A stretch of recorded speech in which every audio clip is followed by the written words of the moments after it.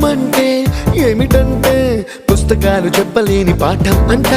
కోరుకుంటే చేరదంట, వద్దు అంటే వెళ్ళదంట.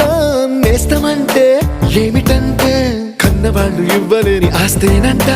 ఇస్తూ నీకై ప్రాణం పంచిస్తూ తన అభిమానం, నీలో ప్రతి ఒంటరి తరుణం చెరిపేస్తూ ఎన్నో వేల కథలు. అరే ఇంకో కథ మొదలు. छोटी छोटी छोटी छोटी छोटी छोटी बातें, छोटी छोटी बातें बातें, मीठी मीठी मीठी मीठी मीठी मीठी यादें, मीठी मीठी यादें यादें.